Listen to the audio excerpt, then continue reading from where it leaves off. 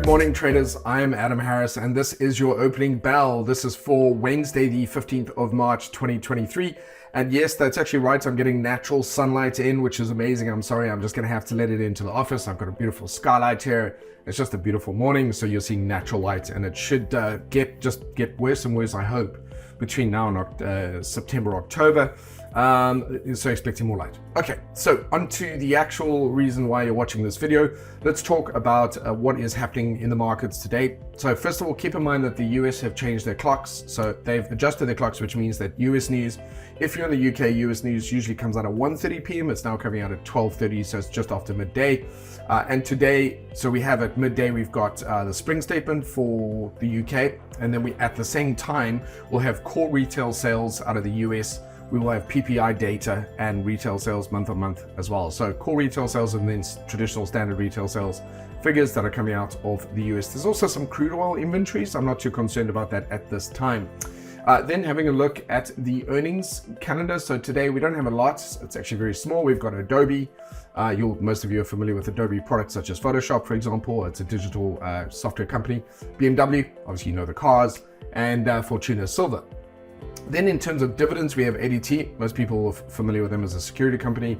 We've got Blackrock, Kelso, we've got Bank of New York, Mellon have got a couple of things coming out today. CreditSuisse in terms of dividends as well, and Smith & Wesson, famous for producing guns in the Westerns, movies that we used to watch as kids.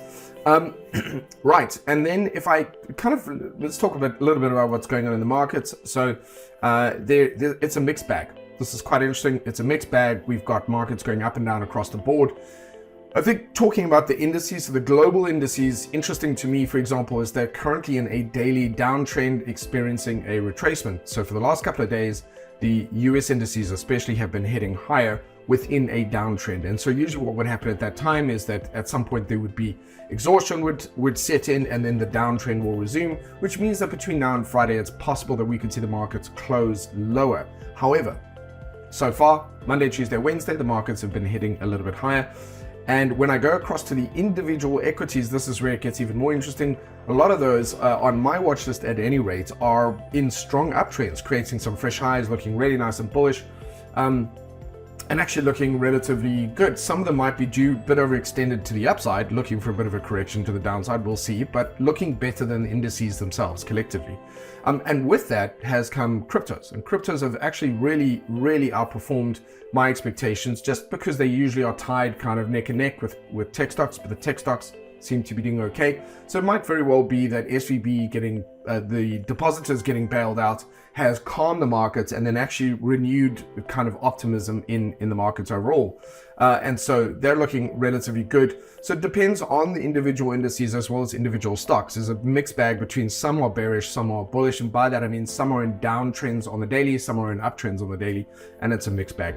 If I have a look at crude oils, for example, crude oils have started to create fresh lows. They've started to break to the downside.